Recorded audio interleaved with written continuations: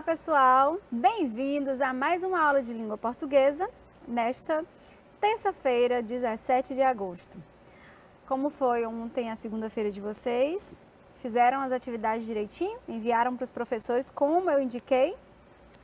Eu vou ver isso, viu? Vou conversar com os professores de vocês. Hoje nós vamos trabalhar coesão. Mas antes eu trouxe para vocês a mensagem diária que diz assim: se a vida é da cor que a gente pinta, que a nossa seja um arco-íris, que tenha a leveza dos abraços e a verdade dos afetos, e que sejam afetos verdadeiros. Sejam bem-vindos à nossa aula de terça-feira. Hoje só uma aula e depois vocês ficam com o professor JJ, beleza? Agora senta que lá vem a história. E hoje eu trouxe uma história muito especial para vocês. E enquanto nós estivermos lendo, vocês vão ver o quanto que ela é especial. Hoje eu trouxe a história do Ico e o mundo que queremos construir. É uma história de Karina Alves e Elise Matos. E a ilustração é do Rony Boom. Vamos lá? Preparados? Essa é a história de um menino sensível que adora fazer perguntas e entrevistar pessoas. Sua mente funciona como um banco de dados cheia de ideia. O nome dele é Henrico, mas podem chamá-lo de Ico. Ele tem 10 anos e o seu maior desafio é a escola. Será que a escola é acessível? Será que é sensível? Democrática? Para todos? Será inclusiva?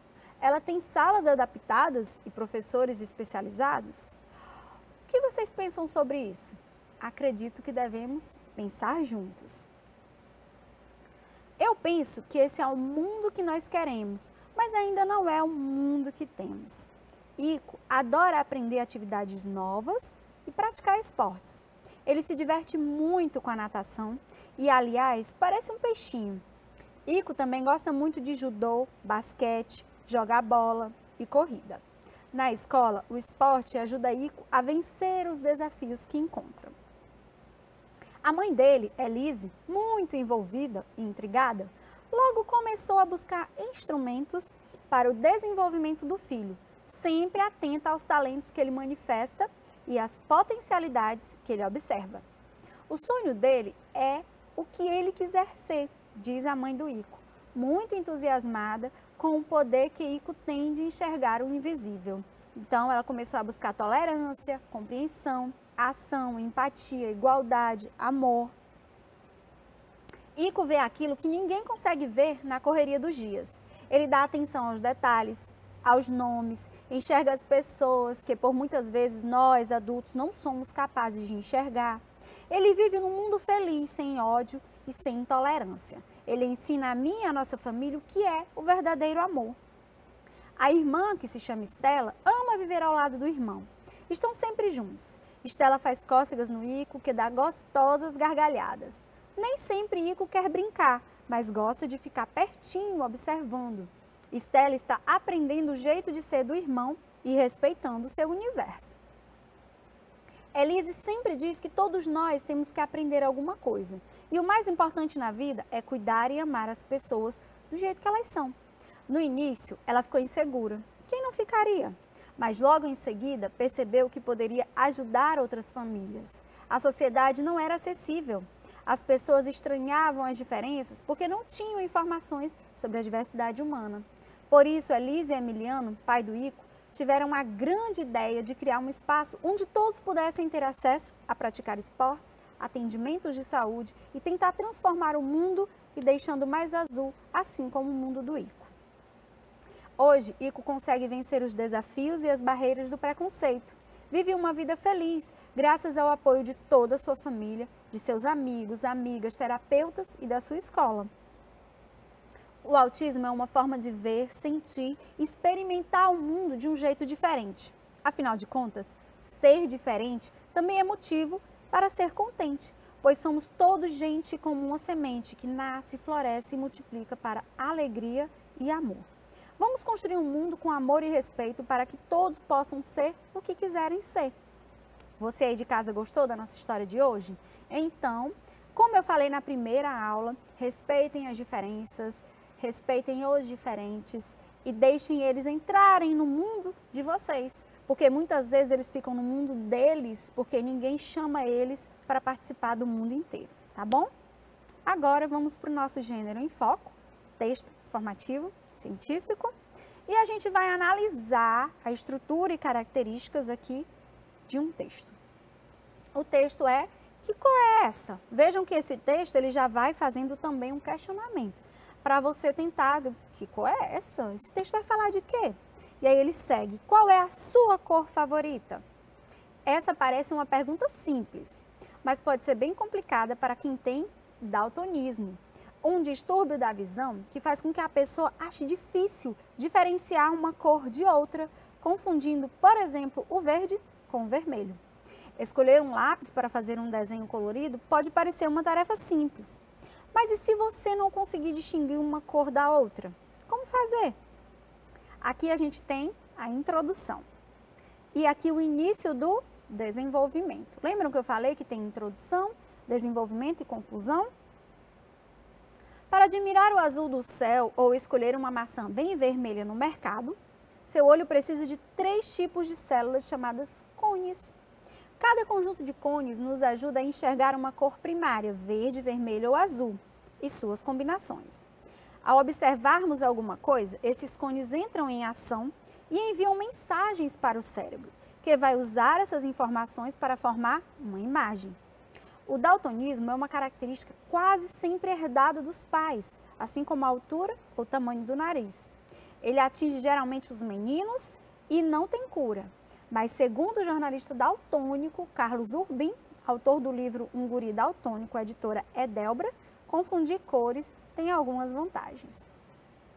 Aqui a gente tem o término do desenvolvimento e a conclusão, tá? Então, aqui eu trouxe para vocês um texto, mostrei as características que nós falamos de estrutura lá na aula de ontem, segunda-feira. E também é um texto que traz aí informações científicas sobre o daltônico, sobre o daltonismo, tá bom? Baseado em pesquisas também. Agora vamos para a diversão, a hora da atividade. As habilidades que a gente vai trabalhar hoje é apenas uma, é F05LP02, que é reconhecer os elementos coesivos, pronomes pessoais do caso reto, do caso oblíquo, possessivos, demonstrativos, advérbios e sinônimos, identificando repetições ou substituições que contribuem para a compreensão textual. Gente, nós vamos trabalhar especificamente os pronomes, alguns do caso reto, outros possessivos e demonstrativos, tá? E uma substituição de pronome, beleza? Mas vocês vão entender como que esses elementos contribuem para melhorar a compreensão textual quando a gente usa eles para evitar repetições e substituições desnecessárias, tá bom? Vamos lá.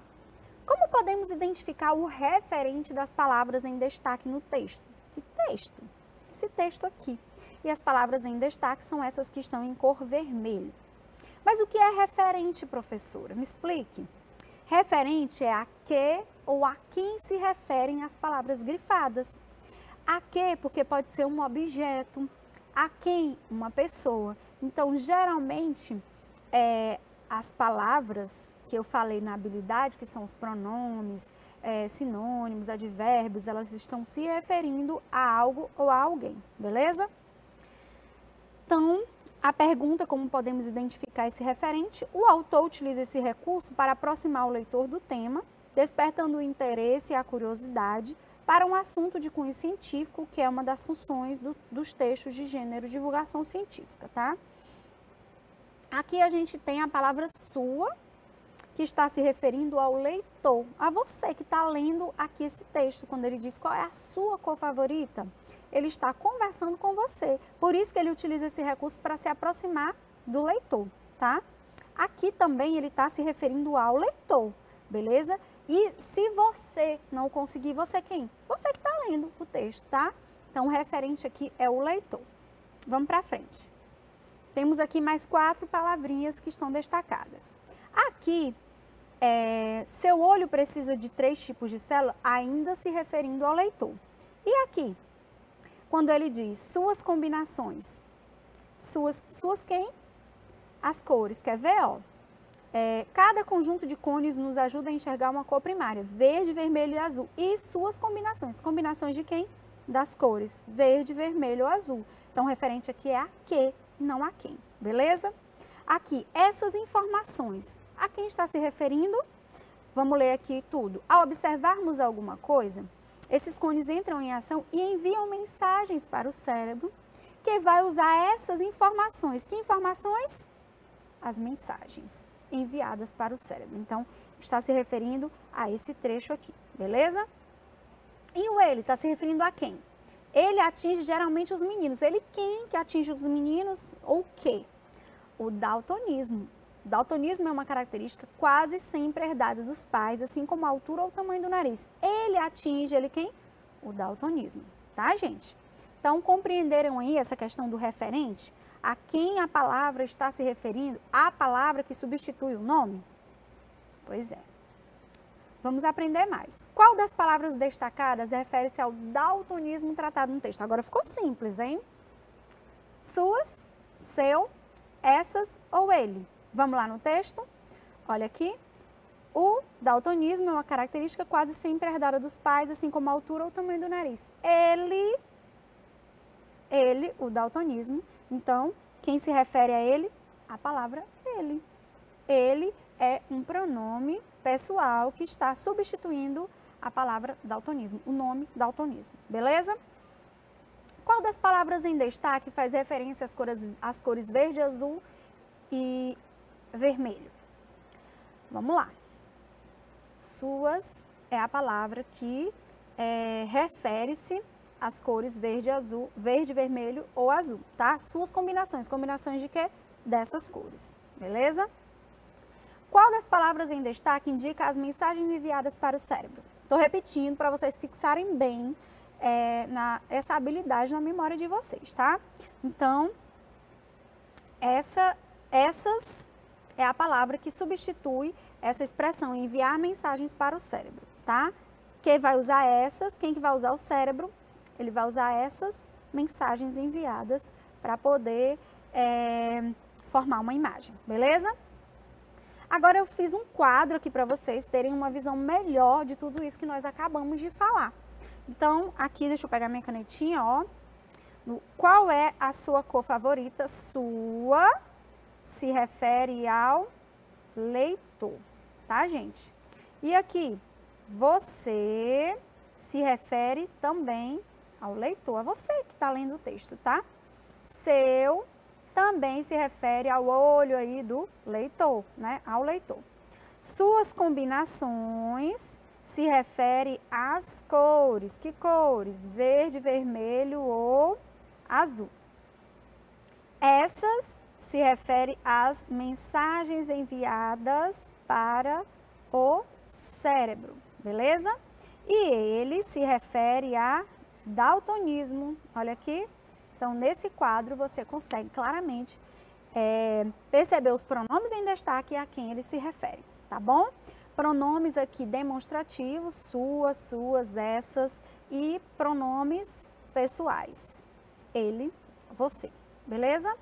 Vamos para frente? Vamos lá. Lembra do texto Porque as Aranhas Fazem Teias? Deixa eu ler ele de novo para vocês. Elas estão por toda parte, nos cantos da parede, em algum móvel velho, embaixo da cama, no jardim. Seus fios formam os desenhos que encantam nossos olhos. Procure atentamente e você deve encontrar uma teia. Que elas são feitas por aranhas? Todos já sabem. Mas por que as aranhas fazem teias?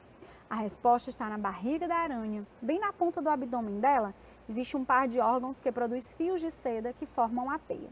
Assim, ela solta o fio e vai tecendo com a ajuda de algumas de suas 8 pernas.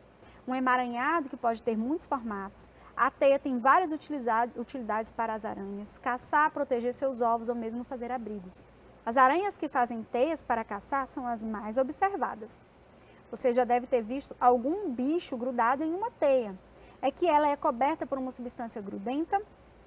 Assim, um inseto que voa desavisado pode esbarrar em uma delas e ficar preso em seus fios. Se isso acontecer, já era. Ele certamente será devorado. Vamos para as questões? No trecho, elas estão por toda parte. A palavra em destaque se refere ao leitor, às aranhas, à teia, ou a rede? Vamos ver no texto? Olha aqui. Elas estão por toda a parte. Aí ele continua nos cantos da parede, em algum móvel velho, embaixo da cama, no jardim. Seus fios formam desenhos que encantam nossos olhos. Procure atentamente e você encontrará o quê? Uma teia. Então, são as teias que estão por toda parte. Beleza? Conseguiram localizar aí o referente? Teias, tá? Substituindo aí para dar aí uma compreensão melhor para o texto. Leia o trecho abaixo e responda. Que as aranhas fazem teias? A resposta está na barriga da aranha. Bem na ponta do abdômen dela existe um par de órgãos que produz fios de seda que formam a teia. Assim ela solta o fio e vai tecendo com a ajuda de suas, vamos ver aqui. Dela, está se referindo a quem? Vamos lá? Teia, barriga, fios de seda ou aranha? Está se referindo à aranha, tá? Que ele fala aqui, a resposta na barriga da aranha. O abdômen de quem? Da aranha, beleza? No trecho, assim ela solta o fio. A palavra sublinhada refere-se a palavra sublinhada aqui, gente, ó, é ela, ok? Ela se refere a quem? Barriga da aranha, própria aranha, perna da aranha, boca da aranha. Vamos lá? Assim ela solta o fio, vocês, ó, aqui no finalzinho. Assim ela solta o fio. Ela quem, gente? A aranha, beleza? A aranha. Então, é a própria aranha que solta o fio através do abdômen, beleza? Arara azul. Arara azul, maior ave entre os psittacidos, família que inclui os papagaios, periquitos e outras araras, está ameaçada de extinção. Restam apenas 3.000 araras azuis na natureza, a maior parte delas no Pantanal. A destruição do seu habitat e sua captura para o comércio são os dois fatores que, combinados, levam-na ao risco de extinção. No trecho, os dois fatores combinados levaram-na ao risco de extinção. O segmento em destaque refere-se ao segmento, gente, é isso aqui, tá? Só isso aqui. Refere-se à natureza, à destruição, à extinção ou à arara azul? O que vocês acham? O na está falando de quem? Ó, vamos aqui no texto. Os dois fatores, cadê? Tá aqui.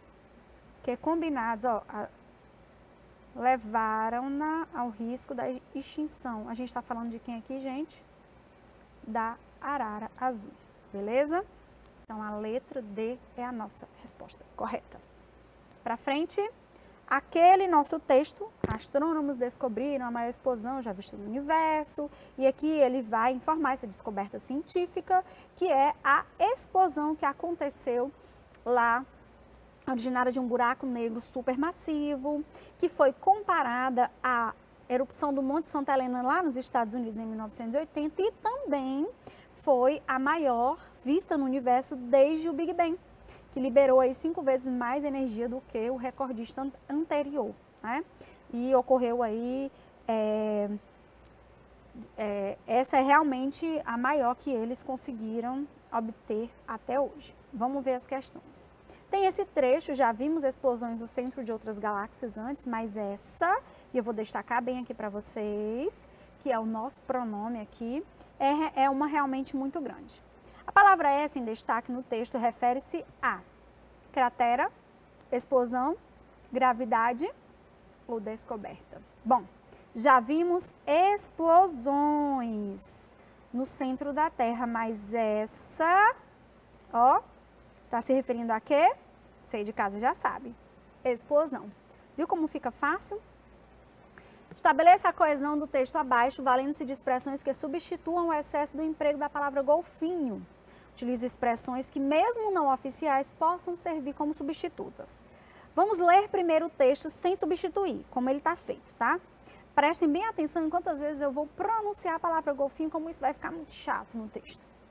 O golfinho nada velozmente e sai da água em grandes saltos fazendo acrobacias. É mamífero e, como todos os mamíferos, só respira fora da água. O golfinho vive em grupos e comunica-se com outros golfinhos através de gritos estranhos que são ouvidos a quilômetros de distância. É assim que o golfinho pede ajuda quando está em perigo ou avisa os golfinhos onde há comida. O golfinho aprende facilmente os truques que o homem ensina e é por isso que muitos golfinhos são aprisionados, treinados e exibidos em espetáculos em todo o mundo. Vocês perceberam como eu falei o nome golfinhos várias vezes? Isso ficou muito chato. Vamos substituir. Aqui eu vou colocar ele, aqui eu vou colocar outros e aqui eu vou colocar esse mamífero. E vou ler novamente para vocês. O golfinho nada velozmente e sai da água em grandes saltos fazendo acrobacias. É mamífero e, como todos os mamíferos, só respira fora da água. Ele vive em grupos e comunica-se com outros golfinhos através de gritos estranhos, que são ouvidos a quilômetros de distância.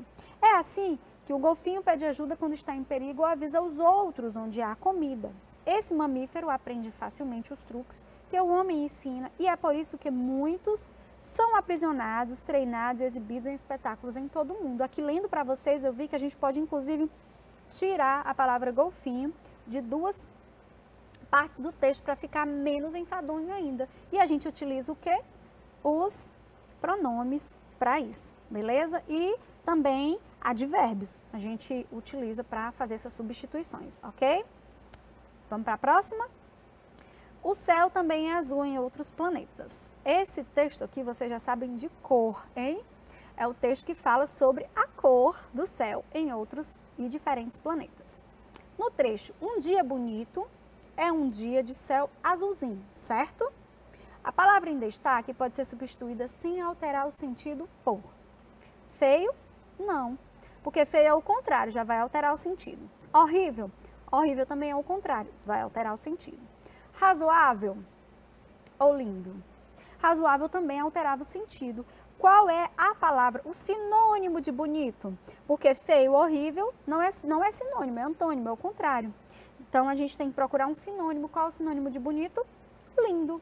Quando eu falo bonito, lindo, eu quero dizer a mesma coisa com palavras diferentes. E eu posso sim substituir, não vai alterar o sentido. Essas são as substituições necessárias para que o texto não fique enfadonho e repetitivo, para a gente ficar dizendo toda hora bonito, bonito, bonito, bonito. A gente fala bonito, lindo, majestoso, beleza? Aprenderam? Relembrando, vamos relembrar aqui o que a gente estudou ontem e hoje, mas a gente vai estudar durante toda a semana. Por quê? Porque essa semana e a próxima nós vamos destrinchar aí o texto informativo científico, trabalhando as características dele, trabalhando habilidades que têm a ver mais com a gramática, mas que a gente vai ver muito dentro desse texto informativo científico, beleza? Então vamos relembrar aqui. Gente, o texto informativo, qual o conceito dele? É aquele texto que faz o quê? O texto informativo científico, ele apresenta dados, explicações de forma bem organizada sobre determinado assunto. Tem que ser bem organizada porque vocês lembram que eu falei para vocês que esse tipo de texto informativo científico, ele não nos traz fake news, não nos traz informações falsas, porque são pessoas sérias, são cientistas, pessoas que trabalham com a ciência e elas vão fazer com que essa informação chegue até nós de maneira mais entendível, mais compreensível, mais popular, mas sem mentiras, sem informações falsas, coisa muito séria. Por isso tem que apresentar dados para poder balizar as informações, tem que ter a explicação desses dados e esses dados de forma organizada, porque foram frutos de pesquisas científicas, de estudos, para poderem, depois de muito tempo, serem passados para a população. Qual é a intenção desse tipo de texto? É informar. Informativo científico, o nome já diz. Informar, dar explicações sobre um assunto. E um assunto que a gente não consegue explicar no dia a dia. Geralmente, esses assuntos da ciência a gente não consegue explicar no dia a dia. Vejam que a gente estudou ontem na aula de segunda-feira. Nós estudamos no livro de vocês sobre o elefante. As informações que a gente tem naqueles boxes informativos não são informações que a gente nasce sabendo ou que a gente vai aprender aqui no dia a dia. Os cientistas precisaram pesquisar sobre o elefante para saber quanto que eles comem por dia, eles são dados, quanto cocô eles fazem por dia também são dados, por que as orelhas deles são grandes, servem para abanar, certo? Então, tudo isso são dados pesquisados para levar informação para vocês bem corretinha. Qual a linguagem e construção do texto informativo? É uma linguagem precisa, né, porque tem que ser certinha, clara, objetiva e geralmente formal. Não é aquela linguagem impessoal, a linguagem do dia a dia que eu falo com a minha mãe, com a minha irmã.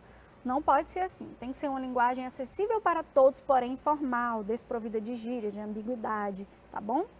Explicações detalhadas, como eu já falei.